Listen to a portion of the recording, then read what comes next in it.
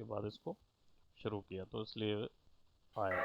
चलिए खैर अब आप लोग डायरेक्ट चलते हैं हमारे वर्किंग प्रोसेस में। और हार्ड सरफेस मॉडल हम लोग बना रहे थे और मॉडल तो हमने बना लिया था, कलर भी कर दिया था, शेडर भी प्रोवाइड कर दिए। अब इसके ऊपर में टेक्सचर की बात आती है। तो टेक्सचर कैसे प्रोवाइड करना है। अब मैंने नॉर्मल मैप बताया था क्या, क्योंकि यहाँ पे मुझे एक नॉर्मल भी लगा हुआ नज़र आ रहा है। नहीं सर, नहीं बताया था। नहीं बताया था मैंने, बम्प मैप नहीं जो। सर। ओके, तो ये हमें लगा कैसे। चलिए मैं बताता हूँ आपको कि ये बम्प मैप और ये सब जो हैं ये कैसे लगते हैं और क्या चीज़ होती है। जनरली हम लोग इसका एक रेंडर लेंगे। तो अभी आपको कुछ वैल्यूज़ ज़्यादा नज़र नहीं आएगी, राइट। इसको हम रेंडर व्यू को थोड़ा सा स्टॉप करते हैं, एस्केप की है।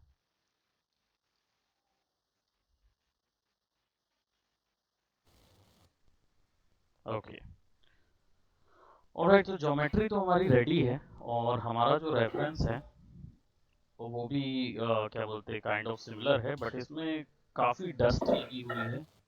और यस सर। है ना, डस्टी सा वो है। एक और स्टिकर भी चिपका हुआ है। स्टिकर भी चिपका है, डस्टी भी है। Good morning. हाँ, तो एच की क्लास चल रही है। जस्ट अ मिनट, तो बाकी लोग भी आए हैं।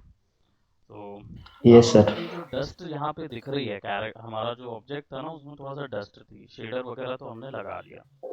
अब इसमें जो डस्टिंग है वो कैसे क्रिएट करना है, प्लस उसमें इमेजेस वगैरह स्टिकर भी लगे हुए हैं और थोड़ा फेड इन फेड ऑफ चीज़ें भी लगी हुई हैं, तो वो कैसे कंडक्ट करेंगे। जब भी कोई ऐसा सिचुएशन आती है जिसमें ऑब्जेक्ट में मल्टीपल कलर्स या मल्टीपल शेडिंग्स हो रही हैं, यानी कि टेक्सचर भी एक तरीके से समझ लो शेड है ना, वो एक डिफरेंट कलर है टेक्सचर जो है। वो एक आपका बेस कलर के ऊपर में लगा हुआ कोई दूसरा कलर है, ऐसा समझो उसको। तो layer yes wise sir. Texturing जो होती है ये भी पॉसिबल है इसके अंदर। नॉट बेस्ड है तो उसमें लेयर वाइज टेक्सचरिंग भी की जा सकती है, बट वो अभी आप लोगों के लिए, आप मतलब आपका जो करियर है उसमें अगर जाएंगे तो आपको बहुत ज़्यादा समय देना पड़ेगा उस चीज़ को समझने के लिए। सो हम इसको बेसिक से शुरू करेंगे and then we gonna see कि लेयर्ड टेक्सचर्स कैसे क्रिएट करना है। तो मेरे पास ये जो ज्योमेट्री है इसमें देखो धूल वूल लगी हुई है और सारा कुछ ऐसा स्टिकर्स और ये सारी चीज़ें अवेलेबल हैं, ठीक है। So what I will do, I will go over here in my actual geometry और इसको शिफ्ट वन करेंगे, सॉरी कंट्रोल वन, ताकि आइसोलेट हो जाए। और इसके लिए हमको क्या करना होगा, इसका यूवी कोऑर्डिनेट निकालना होगा। यूवी कोऑर्डिनेट को बोलते हैं अनरैप। एक जनरली अनरैप वर्ड यूज किया जाता है। इसका फुल फॉर्म या टेक्निकल टर्म होता है यूवी। यूवी कोऑर्डिनेट यानी यू यानी कि यस सर। अंडरलाइन या कहना चाहिए हॉरिजॉन्टल, और वी यानी वर्टिकल। और ये दोनों क्या होते हैं, ये कोऑर्डिनेट्स होते हैं। कोऑर्डिनेट्स होते हैं इन द सेंस किसी भी चीज़ का अगर आपको एक्यूरेट पोजीशनिंग करनी है, उसके ऊपर में उसकी सरफेस की एक्यूरेट पोजीशनिंग करनी होती है, तो उसके लिए आपको उसका कोऑर्डिनेट निकालने होते हैं। जैसे हम लोगों ने 10th में पढ़ा था या 10th से पहले की क्लासेस में पढ़ा था, longitude and latitude. Longitude and latitude क्या है, पृथ्वी के कोऑर्डिनेट्स होते हैं। इन्हीं के आधार पे जब कोई प्लेन होता है तो इसी पॉइंट पे होता है कि कितने लॉन्गिट्यूड पे और कितने लैटिट्यूड पे इंडिया आता है, कितने लॉन्गिट्यूड और कितने लैटिट्यूड पे अमेरिका आता है। हम लोगों ने उस समय इस पे इतना ज़्यादा ध्यान नहीं दिया, लेकिन यहाँ पे अब उसकी ज़रूरत आपको अल्टीमेटली पड़ेगी। तो ये कोऑर्डिनेट्स जो हैं इसी के ऑब्जेक्ट के सरफेस के ऊपर की चीज़ को बताते हैं। तो अगर मुझे यहाँ पे कहीं स्टिकर लगाना है तो मुझे पहले कंप्यूटर से इसकी कोऑर्डिनेट सिस्टम निकालना पड़ेगा, जिसको बोलते हैं यूवी। अब यूवी निकालने के लिए क्या करते हैं, सबसे पहले हम लोग इसको फेस में चेंज करते हैं, यानी फेस ऑप्शन में आते हैं और साइड पोर्शन में जाएंगे। और मैं यहाँ पे क्या कर रहा हूँ, एक सामने का कंप्लीट सेलेक्ट कर रहा हूँ। निकालने के अलग अलग तरीके हैं, मैं अभी इसको केवल इतना सेक्शन सेलेक्ट कर रहा हूँ और इसी को मैं अलग से प्रोजेक्ट करूंगा, ठीक है। अब ये प्रोजेक्ट क्यों करूंगा, रीज़न ये है कि आप जब सिलेक्शन लेते हैं तो कंप्यूटर को ये समझना या सॉफ्टवेयर को ये समझना कि ये ऑब्जेक्ट का कोऑर्डिनेट क्या होगा, वो समझने के लिए उसको प्रोजेक्शन करने की ज़रूरत पड़ती है। वो क्या करता है, एक तरीके से रीड करता है इसको, जिस तरफ से आप उसको रीड कराना चाहो। ठीक है, तो ये जो ऑब्जेक्ट है इसकी बेस्ट रीडिंग अगर मैं टॉप से करूं तो नहीं हो पाएगी, क्योंकि इसमें ज़्यादा फेसेस मुझे दिख नहीं रहे हैं। इसकी रीडिंग जो होनी चाहिए वो होनी चाहिए फ्रंट से, क्योंकि यहाँ पे सबसे ज़्यादा फेसेस मुझे दिखाई दे रहे हैं। ठीक है, यही रीज़न होता है प्रोजेक्शन का, कि जिस एंगल से ज़्यादा प्रोजेक्शन मैप्स नज़र आए वहां से रीड करिए।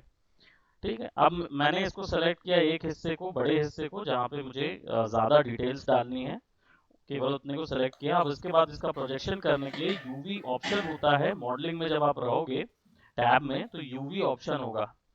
ठीक है, उसमें जाएंगे और इसमें यूवी एडिटर करके ऑप्शन होता है, इसको ऑन कर लीजिए। ये क्या है, ये दिखाता है कि इस पूरे कहना चाहिए कि जो 3D व्यू पोर्ट दिख रहा है यहाँ पे, इस पूरे 3D व्यू पोर्ट को इसने 2D पे कन्वर्ट कर दिया है। तो इस 2D में कितना फेस कैसा दिख रहा है वो सब यहाँ पे अवेलेबल है। अभी फिलहाल यस अनरैप सर। नहीं है, इसलिए कुछ भी नजर नहीं आ रहा है, सब ऊट पटांग नजर आ रहा है। ठीक है, तो अब हम क्या करेंगे, यहाँ पे इसको थोड़ा सा साइड कर लेते हैं और अब इसमें प्रोजेक्शन करेंगे। तो प्रोजेक्शन के लिए यूवी में जाएंगे और यहाँ पे देखो बहुत सारे प्रोजेक्शन के ऑप्शन दिए हुए हैं। Automatic, best plane, camera based, counter stretch, normal based. अब इनके मतलब अलग अलग है। ऑटोमेटिक का मतलब होता है, मैं अभी जो प्रोजेक्शन यूज करूंगा वो प्लानर करूंगा, बहुत ही सिंपल है, एक बार में हो जाएगा। लेकिन फिर भी मतलब बता दूं ताकि आगे कभी जरूरत पड़े तो आप यूज कर सकते हो। ऑटोमेटिक का मतलब होता है ये ऑब्जेक्ट के अराउंड 6 साइड का क्यूब बनाता है, इमेजिनरी क्यूब, जो आपको नहीं दिखेगा लेकिन सॉफ्टवेयर ऐसा मानेगा कि 6 तरफ से इसको मैं क्या करूं, प्रोजेक्ट करूं। तो 6 तरफ से इसकी पूरी डिटेल निकाल लूंगा मैं। ठीक है, तो मेरे को जो डिजाइन मिलेगा वो जितने जहां जहां जो साइड से फेस होंगे वो कंप्लीटली सबका अलग अलग फेसेस निकाल के मुझे मिल जाएगा, जो कि जनरली मैक्स वगैरह वाले फ्लैटन मैपिंग जिसको बोलते हैं वो यहाँ पे ऑटोमेटिक होता है, जिसमें एक साथ चारों पांचों को तरफ से एक साथ प्रोजेक्शन हो जाता है और ऑब्जेक्ट निकल जाता है। फिर भी यहाँ के प्रोजेक्शन का मतलब थोड़ा सा आप लोगों को लग रहा होगा कि क्या होता है प्रोजेक्शन, आप लोगों ने तो किया हुआ है बट तोयश ने नहीं किया, तो तोयश को अगर लग रहा होगा कि भाई प्रोजेक्शन क्या होता है, तो प्रोजेक्शन एक्चुअली में, मैं प्लानर पे जा रहा हूँ, ये एक्चुअल में क्या होता है, मैप करने की प्रोसेस होती है। तो अगर मैं यहाँ से मैप करना चाहूँ तो जैसे ही मैं ओपन करूंगा सेटिंग प्लानर मैपिंग की, यहाँ पे देखो फिट प्रोजेक्शन टू, यानी कि जब प्रोजेक्ट कर रहे हो तो किस में प्रोजेक्ट कर रहे हो, प्लेन में करना है कि बाउंडिंग बॉक्स में करना है। एडिट में जाके एक बार रीसेट कर दो उसको, हर चीज को, क्योंकि हो सकता है जो लास्ट में आपने चेंजेस की हो वो यहाँ पे भी अवेलेबल हो। ठीक है, अब देखो यहाँ पे बेस्ट प्लेन और बाउंडिंग बॉक्स दिया हुआ है, यानी कि बाउंडिंग बॉक्स जब भी टर्म सुनो ना आप किसी से भी, तो ये समझ जाओ कि ये एक इमेजिनरी बॉक्स की बात कर रहा है जो कि कंप्यूटर कोलाइजन के लिए यूज करता है। यानी दो ऑब्जेक्ट के बीच में अगर जोड़ाव हो रहा है या वो टच कर रहे हैं, तो उसको समझने के लिए सॉफ्टवेयर जो है वो बाउंडिंग बॉक्सेस बनाता है ऑब्जेक्ट के चारों ओर। ये इमेजिनरी बॉक्सेस होते हैं जो आपस में टच होते हैं, तो कंप्यूटर को एक सिग्नल जाता है कि दो ऑब्जेक्ट आपस में टच हो रहे हैं, तो वो कोऑर्डिनेट जो होता है वो मैप हो जाता है वहाँ पे। बेस्ट प्लेन जो है वो बाउंडिंग बॉक्स की जगह प्लेन के रूप में इसको डील करेगा।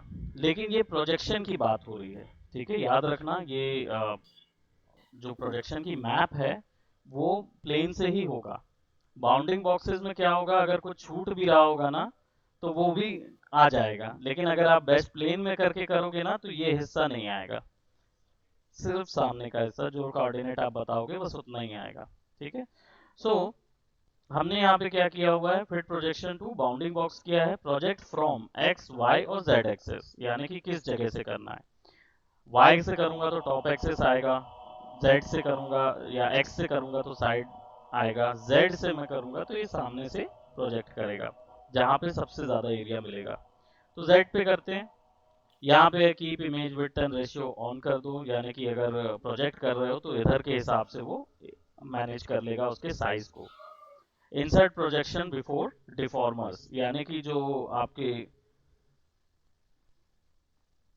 डिफॉर्मर्स इसमें अप्लाई होते हैं। डिफॉर्मर्स एक्चुअल में मैंने तुमको बताया था वैसे तो, ये प्रीवियसली भी तुम्हारी क्लास हुई है ना। तो जो डिफॉर्मर्स थे वो क्या करते थे, ज्योमेट्री को चेंज करने के लिए यूज होते हैं। चलो कोई नहीं, यस आगे सर। साथ में जब हम लोग ऑर्गेनिक मॉडलिंग कर लेंगे तो you will get that. Okay, so insert projection deformer का मतलब ये होता है कि जो ज्योमेट्री किसी और इफेक्ट के कारण डिफॉर्म हुई रहती है, इसको ये इग्नोर कर देता है अगर इसको ऑन कर दोगे तो। ठीक है, तो ये उसको इग्नोर करके 2D वैसा ही दिखाएगा जैसा ओरिजिनल अनरैप है। अदरवाइज अगर आप इसको ऑफ कर दोगे तो जो डिफॉर्मर इफेक्ट उसमें अप्लाई होगा उसके अकॉर्डिंग चेंज करके निकालेगा वो। तो कई बार हो सकता है कि ज्योमेट्री जो है नॉर्मल्स के कारण डिफॉर्म हो रही हो और फिर उसके ही अकॉर्डिंग ये प्रोजेक्ट करके निकाल दे। तो हमें वो चीज़ नहीं करना है। हालांकि वहाँ नॉर्मल्स के कारण डिफॉर्म नहीं होगी, क्योंकि नॉर्मल्स तो टेक्सचरिंग के पोर्शन पे आता है। बट डिफॉर्मर्स एक पूरा एक पुलिंदा होता है, यहाँ पे ये पूरा डिफॉर्मर्स होता है। तो इन इफेक्ट्स को अगर इस पे अप्लाई करते हैं तो ज्योमेट्री चेंज होती है। एनीवे, सो अभी हम क्या करेंगे, अप्लाई करेंगे। तो यहाँ पे देखो 4 इमेजिनरी या एक प्लेन बन गया है बेसिकली, और ये प्लेन बता रहा है कि ये इसको प्रोजेक्ट कर रहा है। अब यूवी कोऑर्डिनेट में देखो इसको, तो ये एग्जैक्टली वैसा ही आया है जैसा ये है। अगर इसको सेलेक्ट कर लूंगा तो ये समझ आ जाएगा। तो अब मुझे पता चल जाएगा कि अच्छा यहाँ स्टिकर डालना है ना। तो इतने में मैं स्टिकर पेंट कर दूंगा तो वो चल जाएगा। अदर देन दैट, अब रही बात और भी कई चीजें हैं इसमें, जैसे हमारा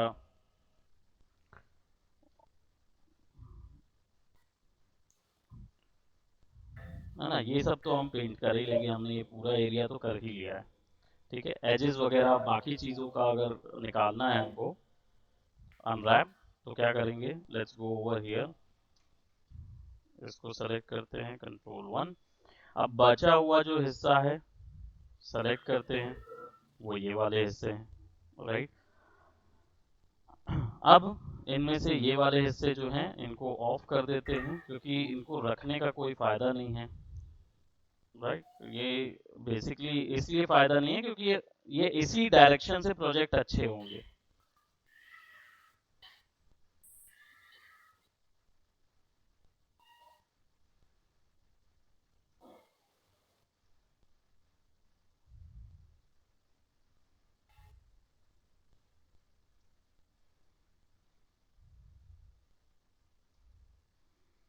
ठीक है, इतने हिस्से को हमने ले लिया। सिंपली जी दबा देंगे, जो लास्ट प्रोजेक्शन हुआ था उसी से हो जाएगा। बट अभी ये प्रीवियसली मैंने 2-4 चीजें चेंज कर दी तो वो हो नहीं रहा है। So let's go to again planar, check कर लो सारी चीजें, अप्लाई कर दो। तो आपको देखो फिर से प्लानर आ गया और फिर से यहाँ पे मुझे वो डिटेल्स मिल गई। Again I select all that. ठीक है, इसको बंद कर देते हैं और फिर से अप्लाई कर देते हैं, मुझे ये चीज़ भी मिल गई। अब ये जो छोटी चीज़ रह गई है ये एक्चुअली यहाँ का हिस्सा था। तो इसको क्या करो, इसके साथ ज्वाइन कर दो, दोनों को एक साथ पकड़ो, है ना, और फिर से जेड प्लानर कर दो। तो अब वो सब चीज़ इधर आ गई। तो छूट गया, होता है कई बार छूट जाता है सिलेक्शन में, तो ये करना पड़ता है। अब क्या है, आप देखो इसमें कई ऐसी ज्योमेट्री होगी तो ये है ना जो यूवी है, इसमें देखो यहाँ पे कई ज्योमेट्री होगी जो पीछे की ज्योमेट्रीज हैं जो कि एक साथ जुड़ी हुई हैं, है ना। और हमको पता नहीं है कि वो कैसे दिखेंगी या क्या आएंगी। तो हम क्या करेंगे, इनको ओपन करेंगे। या तो आप मैनुअली इनको ओपन करो और या फिर सेलेक्ट करके Ctrl+U कर दो। Ctrl+U करोगे तो देखो आपको वो पीछे के हिस्से ओपन मिल जाएंगे। हाँ, ये अनफोल्ड सिस्टम है जो कि मैक्स में रिलैक्स होता है। लेकिन माया का अनफोल्ड सिस्टम थोड़ा ज़्यादा बेटर है, क्योंकि ये क्या करता है, ज्योमेट्री रिटेन करके रखता है। मैक्स में थोड़ा सा सेटिंग ज़्यादा करनी पड़ती है। सो नॉनदलेस मैक्स में भी अनरेला प्लगइन्स आती हैं जिनको यूज़ करके आप माया जैसे कर सकते हो। तो देखो पीछे का तो मुझे कोई लेना देना नहीं है, राइट। तो इसलिए मैंने सबको Ctrl+U कर करके ओपन कर दिया। मुझे मेन इसके साथ लेना देना है, क्योंकि इसी में मेरे सारे जितने भी टेक्सचर्स और सब कुछ है वो इधर ही पे हैं। तो मैं क्या करूँगा, इन सबको सेलेक्ट करूँगा कंट्रोल एल कर दूंगा ताकि ये क्या करेंगे, सारे एक साथ अंदर आ जाएंगे लेआउट एग्जैक्टली। अब केवल इतने सेक्शन को मैं पकड़ूंगा और बड़ा कर दूंगा।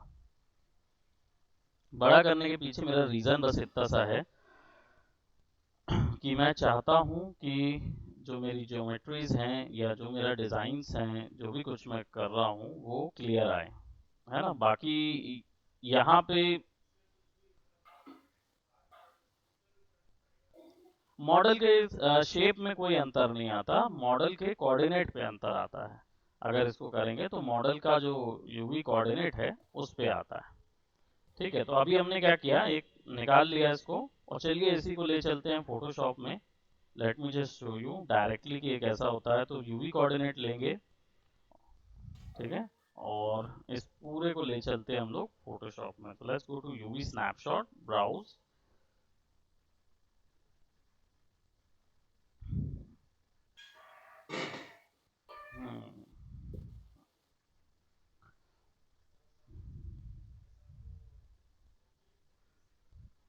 हाँ, सारी चीजें एक साथ एक फोल्डर पे रखिए, और नहीं तो फिर आर्काइव करना सीखिए। मैं बताऊंगा आर्काइव कैसे करना है। यूवी मैंने यहाँ पे रखा है डी अंकित मार्टिन, अंकित मार्टिन माया के अंदर पे यूवी है किस चीज का, आपका रेडियो यूवी है। तो ये चलिए रेडियो नाम दे दिया इसको, रेडियो अनरैप है ये यूवी। ठीक है, सेव कर देते हैं, and then you guys can open that, और इधर ये कर देते हैं। ओ वो तो बंद है ये, तो दरवाजे को ओपन कर दो, थोड़ा सा खुला लगेगा, है ना। तो यहाँ पे मैंने क्या किया, इनको यहाँ पे यूवी रखा, ठीक है। और यूवी के जो आप साइज देख रहे हो यहाँ पे एक्स और वाई, इसको मैंने 4028 रखा हुआ है, यानी जो रेजोल्यूशन है वो मैंने बहुत बड़ा रखा हुआ है। रीजन ये है उसका कि अगर मैं गेम्स के लिए काम करूंगा तो मैं इसका रेजोल्यूशन 512 रखूंगा, कम रेजोल्यूशन रखूंगा ताकि मैं उसको स्ट्रेच कर सकूं, क्योंकि गेम्स में क्या होता है, रन टाइम रेंडरिंग होती है, तो जितना हो सके हम लाइट पे बेस्ड रेंडरिंग नहीं करते। अभी के इंजन्स में लाइट्स ऐसी आ रही हैं जो रन टाइम में अच्छी कैलकुलेशन दे रही हैं, तो रेजोल्यूशन जो है वो 1024 या क्या बोलते हैं 28 2048, है ना, 2048 में कर सकते हैं। बट अगर मूवीज या अपने 3D वर्क के लिए काम करना है तो रेजोल्यूशन हमेशा 4000 का यूज करिए, 2048 या 4000। ठीक है, डिपेंड करता है आप कौन से प्रोडक्ट पे काम कर रहे हैं। तो मुझे हाई डिटेल्ड वर्जन क्रिएट करना है इसका, ठीक है, तो मैं 4000 का रेजोल्यूशन लूंगा ताकि आसानी से कोई भी चीज़ इसमें लगा सकूं। अप्लाई एंड क्लोज ओवरराइट, वैसे आप लोग से पूछेगा नहीं ओवरराइट के लिए, मेरे से पूछ रहा है क्योंकि मैंने एक बार अप्लाई पे क्लिक कर दिया था। अब मैं सिंपली चले जाऊंगा कहाँ पे, I will just go on to the Ankit Martin Maya, and then UV, और यहाँ पे देखो मेरा यूवी मुझे दिख रहा है। इसी को ओपन कर लेते हैं फोटोशॉप के अंदर।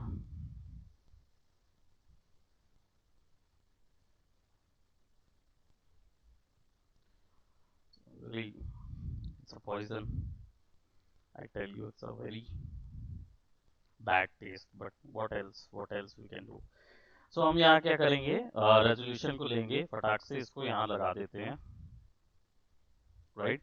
कुछ नहीं दिख रहा है तो एक नई लेयर, और नई लेयर को नीचे कर देते हैं, और इसको एक बेस दे देते हैं। बेस कलर जो होगा वो डेफिनेटली मेरा रेफरेंस का कलर होना चाहिए। तो एक बहुत अच्छा रेफरेंस हमने डाउनलोड किया था, लेकिन हमें यही नहीं पता है कि रेफरेंस है कहाँ, पहली चीज़, क्योंकि माया में तो दिख रहा है लेकिन यहाँ पे नहीं दिख रहा। चलो माया से उठा लेते हैं रेफरेंस। सो ये जो रेफरेंस है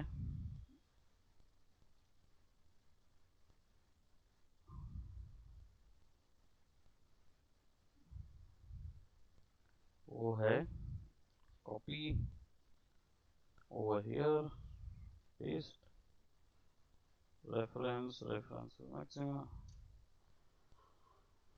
राइट। तो हमारे पास आ गई इमेज। सो अब क्या करेंगे, इस इमेज को लेके आ जाएंगे यहाँ, और इसमें से उठा लेंगे एक बेस कलर। ठीक है, this is our base colour, और यहाँ पे पुट कर देंगे। ऊपर वाली लेयर जो है वो है, दिख तो रही है लेकिन आपको नहीं दिख रही होगी, तो इसको मैं मल्टीप्लाई पे सेट कर देता हूँ, तो आपको दिखेगी कि यूवी कोऑर्डिनेट्स यहाँ पे अवेलेबल है। अब मुझे सबसे पहले एक यहाँ पे मिलता है, क्या बोलते हैं, जो हमारा रेफरेंस है उसमें स्टिकर दिख रहा है मुझे। ठीक है, सबसे पहले स्टिकर दिख रहा है, तो इस स्टिकर को मैं पहले वहाँ अप्लाई कर दूंगा ताकि जो डिटेल्स है मैं वहाँ पे पहले दे सकूँ। So what I'll do, I'll go over here और स्टिकर मैं डायरेक्टली डाउनलोड करूंगा, क्योंकि मेरे पास इतना टाइम नहीं है कि मैं उसको बनाते बैठूं। फोटोशॉप आप लोग सबने यूज कर चुके हैं इसलिए।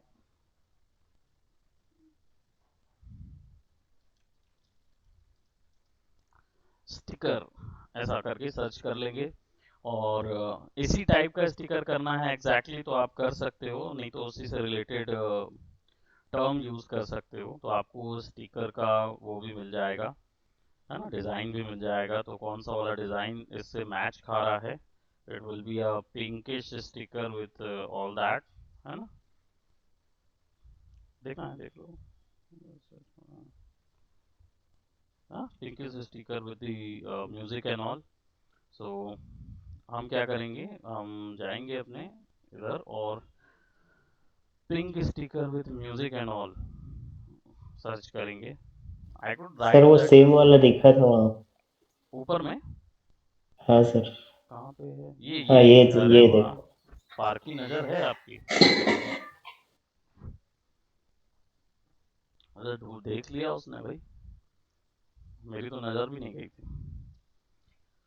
148 के किसी भी कितना फटाक से मिल जाता है। काय को मैं इतनी मेहनत करता उसको बनाने जब मिल ही गया था तो।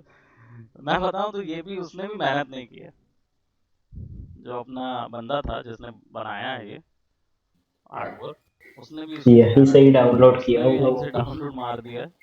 ठीक है, डायरेक्टली ड्रैग एंड ड्रॉप करते हैं इधर। ठीक है, और इसका बैकग्राउंड अलग करते हैं, so let's remove that by just one click,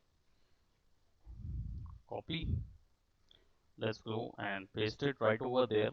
और इसको क्या करेंगे, थोड़ा सा छोटा। अब हमारा जो रेफरेंस है या जो ऑब्जेक्ट है ये थोड़ा सा क्या है, रोटेटेड है, और हमारा जो रेफरेंस है उसको देखें तो ये कुछ इस तरीके से लेफ्ट साइड में रोटेटेड है। तो आप क्या करोगे, इसको सीधा ही रखोगे यहाँ पे। ठीक है, and let's put it somewhere over here. और आपको बता दूं कि इसके चारों ओर एक स्ट्रोक और वाइट स्ट्रोक भी लगा हुआ है, तो कुछ नहीं है, बस सिंपल उसने भी वही किया है जो हम करेंगे।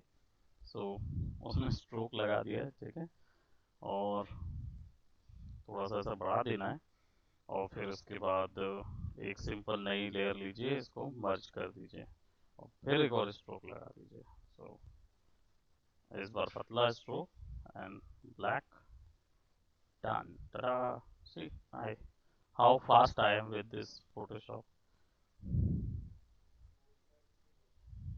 फेड वाले, उसमें क्या है कि थोड़ा सा पुराना ये जैकेट आया हुआ है इधर पे, थोड़ा सा आया, तो नॉर्मल्स में ये चीज़ हो सकती है, बट इसको हम यहाँ पे थोड़ा सा फेस करने के लिए क्या करेंगे, कितना अच्छा लग रहा था, and you want me to remove that.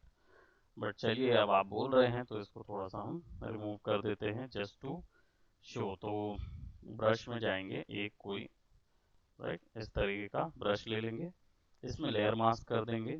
ठीक है, एंड देन इसका जो ब्रश टिप शेप है उसको मैं रोटेट कर दूंगा ताकि मुझे वो फेडेड ऑप्शन मिल सके। ठीक है, और इसके बाद मैं यहाँ पे ब्लैक पेंट करूंगा। क्या चीज, ब्रश में, ये तो स्ट्रोक लगाया था ना मैंने। कौन सा, ये वाइट वाइट एरिया बनाने के लिए, ये तो बना लोगे ना। वो तो डबल डबल क्लिक करो, उसमें स्ट्रोक लगाते जाओ, वो बनता जाता है, हाँ, चारों ओर, तो ये तो बन ही गया। That is why I want you to follow. अब यहाँ पे देख रहे हो कुछ कर रहे हो, कुछ हो नहीं रहा। वो इसलिए नहीं हो रहा है क्योंकि वो ब्रश में अपने को देना है, हम इरेजर में दे रहे थे। अरे सर। अभी मैं सोच रहा था कि कुछ हो ही नहीं हो क्यों नहीं रहा है ना, वो इसीलिए क्योंकि हम ब्रश में रहा। देना चाहिए हमको, तो हम इरेजर में दे रहे थे। तो अभी हम क्या करेंगे, इसको यहाँ सेलेक्ट करेंगे और ब्लैक पेंट मार देंगे थोड़ा सा यहाँ पे फेड करने के लिए। और अब ये जो ब्लैक पेंट है, ये ब्लैक ही ब्लैक आ रहा है, रीज़न ये है कि क्योंकि ये स्ट्रोक अप्लाइड है और स्ट्रोक के ऊपर में ऐसा नज़र आएगा, तो ये हमें नहीं चाहिए, क्योंकि ऐसे में क्या लगेगा जैसे वो बर्न हो गया है ना। जो जलन वाला नहीं चाहिए हमको, चाहिए वो थोड़ा सा वाइट कलर का, जैसे स्टिकर निकल जाता है ना, उस टाइप का कुछ चाहिए। तो क्या करेंगे ऐसी सिचुएशन में, आप सिंपली सबसे पहले एक और नई लेयर बनाओ और इस पूरे को कर दो मर्ज। तो क्या होगा, इसका ऊपर जितना इफेक्ट लगा था सब खत्म हो जाएगा। फिर आप एक और लेयर मास्क दे दो और फिर इसमें रिमूव करो, तो अब वो बनेगा नहीं। तो आप बस सिंपली इसको यहाँ से इरेज कर सकते हो इस तरीके से, ठीक है। अब और ज़्यादा, because I am being more realistic, है ना, तो अगर मैं और थोड़ा ज़्यादा जाऊँ तो फिर मैं क्या करूँगा, इसको थोड़ा सा फीड इन पीछे में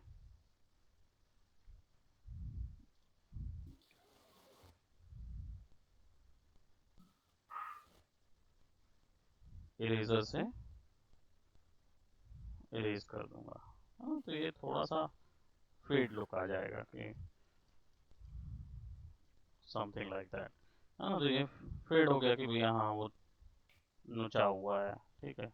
कई लोग हैं उठ पटांग करते रहते हैं, तो उन लोगों के लिए ये चीज़ रहती है, ठीक है। तो अब यहाँ पे इसको हम क्या करेंगे, ऑफ करेंगे और केवल इसी को लेके जाते हैं एज अ टेक्सचर, और पहले देखते हैं कि क्या आउटपुट आ रहा है।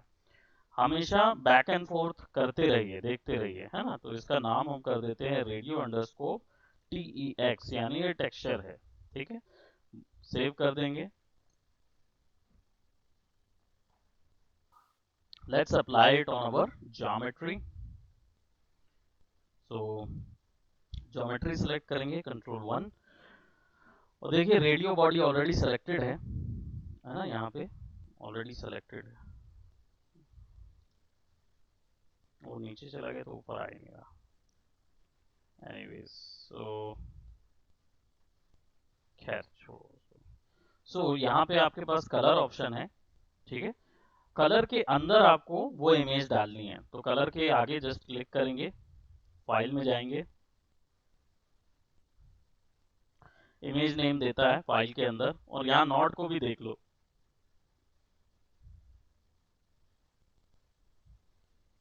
जैसे ही मैंने फाइल ऐड किया ना, तो यहाँ पे मुझे फाइल 5 मिल गया एक अलग से नोड।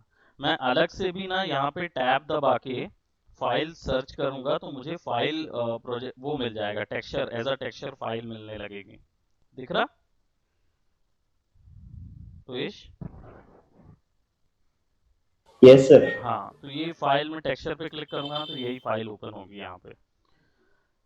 सो मैं यहाँ पे क्या करूंगा, इमेज नेम पे क्लिक करूंगा and I will just go over in my D, and D में अंकित, एंड डी के अंदर अंकित माया, और फिर यहाँ पे मैंने यूवी डाल के रखा है, तो इसके अंदर टेक्स्ट आएगा, तो ये कुछ इस तरीके से दिखेगा। इसको ओपन करेंगे एंड सी, ये मेरा यहाँ पे, वाह, तुरंत तुरंत बन के आ गया भाई। देखो यहाँ पे ये नजर आने लगा, ठीक है। इसको रेंडर निकालते हैं।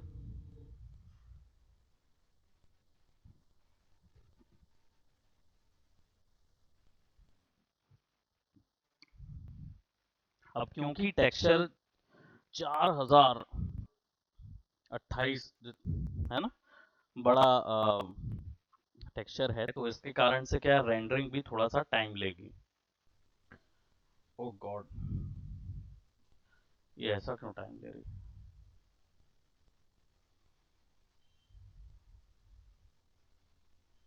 है ये? ओके, कभी ऐसा दिखे तो समझ जाना कि आपका शो सेव फ्रेम वगैरह ऑन करके रखना। इससे समझ में आता है कि कितना एक्चुअल में रेंडर सेट है।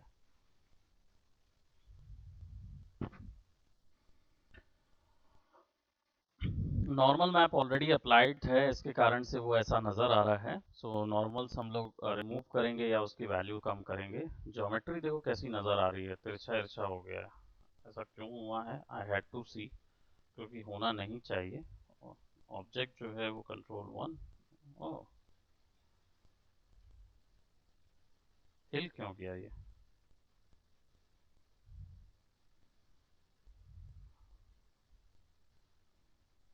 पता नहीं वो हिल क्यों गया था। Right, so I think this is the accurate position, और थोड़ा सा नीचे होगा। पता नहीं वो कैसे हिल गया था।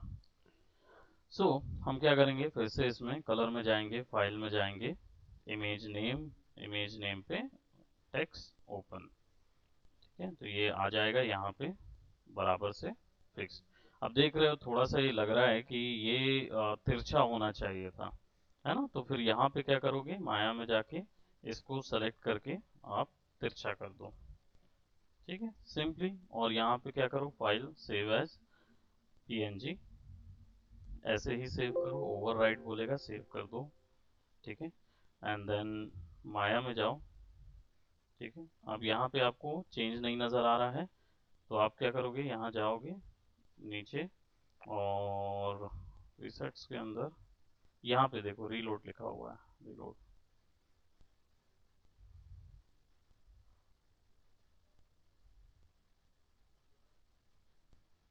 है ना? अब ये उतना चेंज नहीं नज़र आ रहा है, तो एक बार देख लेते हैं कि भाई ये वही टेक्सचर है कि नहीं। है ना, उल्टा कर देता हूँ। तो सेव एज png, ओ यूवी पे सेव हो गया था वो, इसके कारण गड़बड़ा गया वो। तो इसको ना, हाँ यूवी पे, उसको टेक्स्ट पे सेव करना था।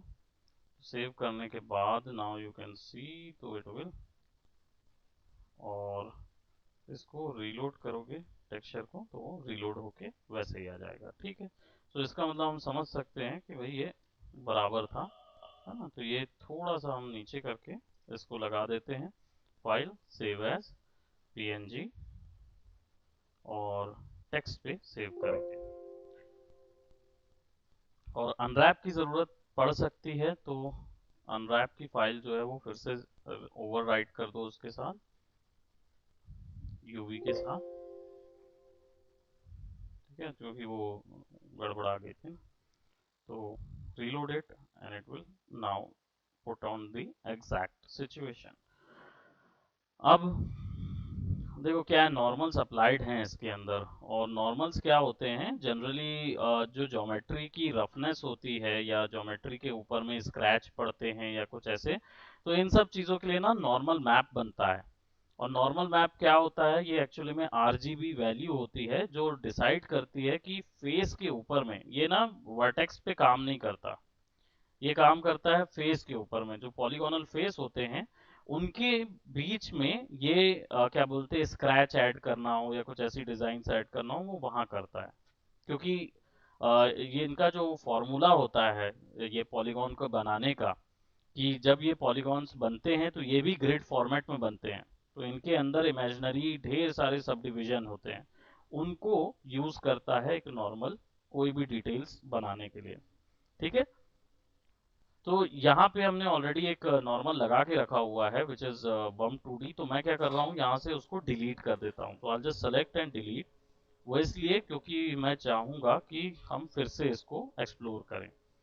तो सबसे पहले हमने कौन सा मैप बनाया, ये जो मैप हमने बनाया ना, इसको अल्बेडो मैप बोलते हैं आज की दुनिया में टेक्निकल लाइन में। वैसे पुराने समय में इसको डिफ्यूज बोला जाता था, लेकिन आजकल इसको बोलते हैं अल्बेडो।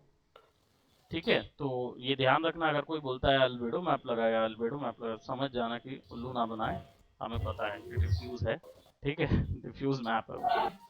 तो जनरली जो भी बोलता है ना कि आजकल, तो ये जो अल्बेडो मैप्स हैं, मैं एक सर साइट, अनरैपिंग को ऐसे बोलते हैं? अनरैपिंग को नहीं, अनरैपिंग को यूवी बोलते हैं। लेकिन ये जो कलर और तो किस स्टिकर चीज वाली को? लेयर लगाया ना मैंने, हाँ सर। कलर और स्टिकर लगाया ना, वो जो मैप यस है, सर। अच्छा हाँ ये सर। वाला मैप जो है ना, ये वाला, इसको यस सर। बोलते हैं यस। अल्बेडो। है ना। तो इसमें क्या होता है, इसमें कलर इंफॉर्मेशन होती है, स्टिकर इंफॉर्मेशन होती है, मतलब जो भी इंफॉर्मेशन आप अपीयरेंस में डालना चाहते हैं प्राइमरी, है ना। तो चाहे डर्ट हो, चाहे ये जो भी डिजाइन इस तरीके का कुछ भी ऐसा डालना चाह रहे हो, आप फोटो डाल रहे हो, कुछ भी डाल रहे यस हो, सर। ये सब अल्बेडो कहलाती है ना। तो मिक्सचर में ये जो मैप बनता है इक्वली, इसको अल्बेडो मैप बोलते हैं। पहले इसको बोलते थे टेक्सचर मैप, डिफ्यूज मैप, इस तरीके से यूज करते थे टर्म। कंपनी में आजकल इसका यूज अल्बेडो में हो रहा है। ठीक है। सो अभी देखो, जैसे हमने बात की थी डर्ट की, तो अब डर्ट बनाना है भाई, तो क्या करें। एक सबसे अच्छा और सिंपल तरीका क्या है, डर्ट तो रैंडम होती है, हम नहीं जानते कैसी होती है। तो क्या करेंगे, सबसे पहले यहाँ पे आ जाओ, और डर्ट का जो कलर है ना, कोई दो शेड यहाँ पे चूज कर लो। तो मैं यहाँ पे एक ये चूज कर रहा हूँ, और बैकग्राउंड पे मैं चूज कर रहा हूँ थोड़ा सा डार्कर कलर डर्ट का, और इसको ऑफ कलर चूज कर रहा हूँ। ठीक है। तो ये फोटोशॉप में टेक्सचरिंग बहुत तरीके से होती है, आप लोग इन सिस्टम्स को याद कर लो, या इन सिस्टम्स को एक्सप्लोर कर लो, बहुत तरीके हैं। तो यहाँ पे हमने क्या किया, दो कलर सेट कर लिए, फिल्टर में जाएंगे, और यहाँ पे देखो रेंडरिंग में जाके डिफरेंस क्लाउड दिख रहा है, इसको सेलेक्ट कर लो। ठीक है। Could not complete the command because the selected area is empty. Obvious ही बात है, एम्प्टी होगा भाई, है कि नहीं। तो आप क्या करोगे, यहाँ पे कोई एक कलर डाल दो। ठीक है, व्हाइट लो, ब्लैक लो, कोई भी कलर डाल दो, एंड देन फिर उसके बाद फिल्टर में जाके इसका डिफरेंस क्लाउड एक्टिवेट करो। तो यहाँ पे जाओ रेंडर में, रेंडर में जाके डिफरेंस क्लाउड, तो ये अप्लाई करेगा तो ये कुछ ऐसा आएगा। ठीक है। अब सिंपल सा है, जो डार्क कलर है वो यहाँ जा रहा है, लाइट कलर यहाँ जा रहा है। इसको कंट्रोल करने के लिए कंट्रोल एल या कंट्रोल यू से आप एडजस्ट कर सकते हो इसको, कि आपको किस तरीके का इसको देना है। ठीक है। कंट्रोल एल पे जाओ, थोड़ा सा लेवल्स सेट करो, वाइट्स एरियाज बढ़ाओ, ठीक है ना, इस तरीके का। ओके कर दो। काफी घनत्व है, अगर ज्यादा घनत्व लग रहा है, यानी कि ज्यादा डेंस लग रहा है आपको, तो आप रेंडर में जाके क्लाउड भी सेट कर सकते हो। ये लेस ऑफ अ वर्जन है इसका। ठीक है। तो मैंने दोनों ही रख लिए हैं, चलो क्लाउड ज़्यादा बेटर लग रहा है तो उसको यूज़ कर लेते हैं। अब कुछ नहीं है, इसमें आपको करना है मास्क, कंट्रोल आई, और अब ले लो आप थोड़ा सा इस तरीके का एक, ये बहुत हार्ड स्पॉट है। ठीक है। तो इसको क्या करेंगे, थोड़ा सा सॉफ्ट करेंगे। अब ये वाला जो टूल है ना, ये वाले जो टूल्स हैं, ये आपको वो ऑप्शन नहीं देंगे। ठीक है, क्योंकि इनका वो बंद है, क्या बोलते, सॉफ्टनेस हार्डनेस बंद है। ठीक है। तो हम कहाँ जाएंगे, ट्रांसफर पे जाएंगे, ट्रांसफर पे opacity jitter, right I think,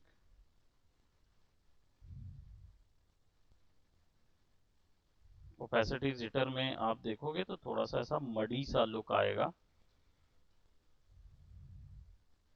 flow jitter दे देंगे तो फ्लोज भी रैंडम आएंगे। ठीक है। तो ऐसा स्मजी पेंट क्रिएट करने के लिए यूज कर सकते हो, बट ये ब्रश मुझे नहीं लगता कि काम आएगा। आई थिंक मुझे लग रहा है कि एक और ब्रश काम आ सकता है, जो कि एजेस के लिए मुझे चाहिए राउंडेड ब्रश, और काफी सॉफ्ट होना चाहिए उन ब्रशेस को। So I just go over here, और इसकी सॉफ्टनेस जो है वो बिल्कुल बढ़ा दूंगा मैं।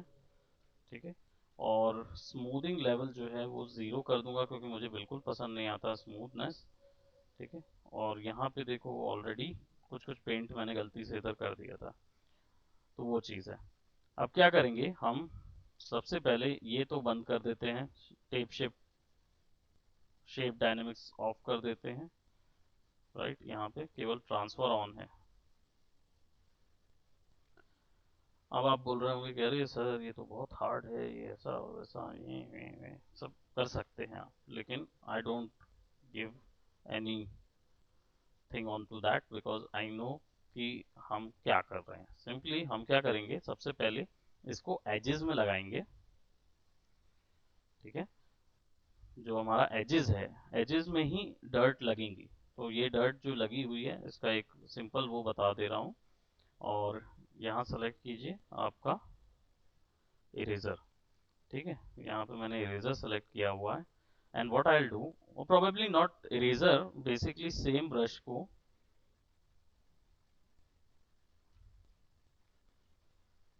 काले में सेट कर देंगे, ठीक है। और इसकी ओपेसिटी जो है ना वो कर दो 50, फ्लो भी 50, ताकि आप एकदम से पूरा गायब ना कर पाओ। अरे 50 करना है, 5 नहीं, ठीक है। थोड़ा सा फेड इन डर्ट यहाँ होनी चाहिए।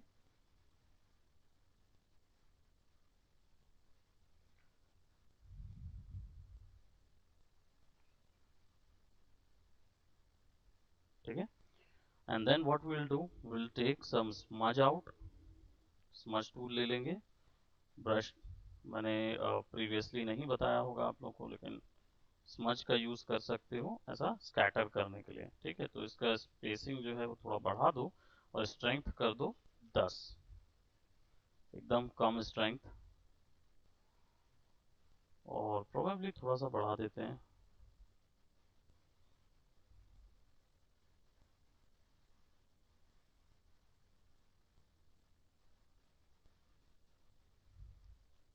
और थोड़ा बढ़ाते हैं, लेट्स, या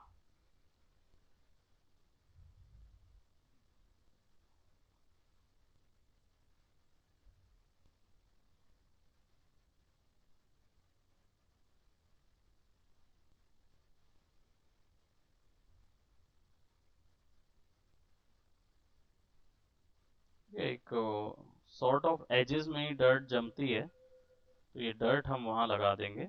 और इसको क्या करेंगे, एक ब्लर दे देते हैं, ठीक है। और इतना ब्लर देना है कि ये हल्का हो जाए, ठीक है ना। एक हल्का ब्लर देना है हमको, थोड़ा सा डेंस रखेंगे, काफी अच्छा। ओके, कंट्रोल जे, ठीक है। अब क्या करो इसको, हमने ये बना दिया। अब सिंपली आप पूरे में पहले लगा लो और यही प्रोसेस आप ला सकते हो। मैं आपको केवल करके बता रहा हूँ, बाद में फिर हम लोग डिटेल में इसको फॉलो करेंगे। So I just go on to PNG, और फिर से रेडियो टेक्स्ट को हम सेव कर देते हैं, ठीक है। And then let's reload that over here, and right, let's reload that and it will look something like that। इस पे भी शेडर अभी इसका अनरैप नहीं हुआ है, तो इसलिए वो ऐसा आ रहा है।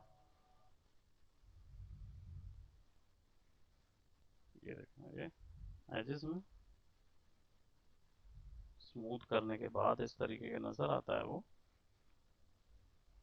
है ना। बाकी and then you can take a render out in order to get that particular area captured, ताकि आप देख के समझ सको कि क्या हो रहा है।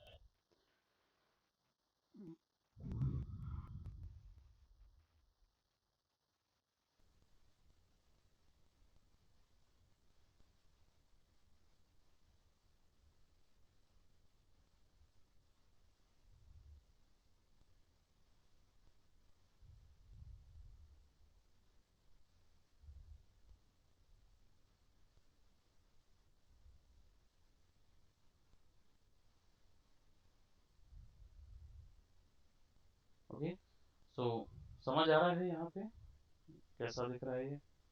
थोड़ा सा ज्योमेट्री जो है ना वो हिल गई है। सर कैसे हिल जा रहे हैं वो? अरे वो क्या बोलते हैं,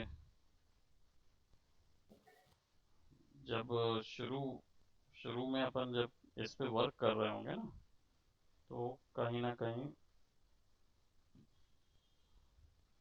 हिल गया होगा। तो जैसे ये 3 पे रहता है, 3 पे रहेगा, तो ये फिर फिक्स रहेगा उसके ऊपर में।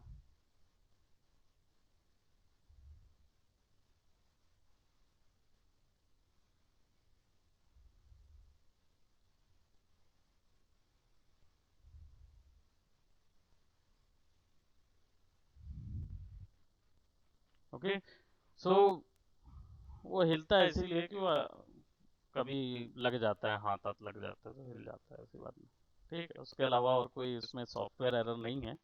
वो बस हम लोग माउस बहुत ज़्यादा यूज़ करते हैं ना, तो इसके कारण से कभी कभार हो जाता है। But other than that, all in all it is looking quite good, quite possible. और रही बात ये थोड़ा सा बाहर आ रहा है, तो फिर इसको यहाँ पे जाके और छोटा करना पड़ेगा, राइट। जो कोऑर्डिनेट है यूवी कोऑर्डिनेट में नज़र आ रहा है, बाहर आ रहा है, तो इसको थोड़ा सा और इरेज कर दो। इरेजर, थोड़ा नॉइजी इरेजर लेके इरेज कर दो इतने हिस्से को। फिर वहाँ रीलोड करके देखो तो फिर एक हिस्सा ख़त्म होगा। देन फिर आप दूसरी एजेस पे जाओगे, दूसरी एजेस पे इसको अप्लाई करो, डर्ट को, सेम प्रोसेस लो। अब क्या है, जनरली आप, अभी यहाँ पे हमने केवल एक पर्पस के लिए मैंने ये चीज़ बताई। आप क्या कर सकते हो, बेस लेके पहले पूरे में बना लो डर्ट अच्छी खासी, उसके बाद फिर उसको मर्ज करके जो हम लोगों ने किया वो चीज़ करो। दूसरी चीज़ इसमें नंबरिंग वगैरह भी देनी है, तो मोस्ट प्रोबेबली ये नंबरिंग्स जो हैं वो मैं पहले ही दे दूंगा, और बाकी बाद में आपको नॉर्मल और बाकी चीज़ें बताऊंगा। क्या चीज का नंबर सर? अरे ये यहाँ नंबर होते हैं ना, ये रेफरेंस में नंबर थे ना, डिस्प्ले में? ये डिस्प्ले में ये नंबर दिख रहे हैं ना हाँ। पीछे में। तो ये कुछ नहीं, इमेज लगाना भर है इसमें। आपका ये जो टेक्सचर है, इधर पे इमेज लगा दो, है ना, इसी में इमेज लाके लगा दो या ड्रॉ कर दो या जो भी है। तो क्योंकि हमने वहाँ शेडर पे ग्लास बनाया हुआ है, ये सामने वाले ग्लास बनाया हुआ है, तो ये अल्टीमेटली पीछे की चीज दिखा देगा, समझे। हाँ सर। है ना, तो ज्यादा लगेगा नहीं, अपने को हो जाएगा। तो फिर भी रहेगा तो दिखा दूंगा उस समय, है ना, कि क्या कैसे क्या कौन सा प्रोसेस हो रहा है।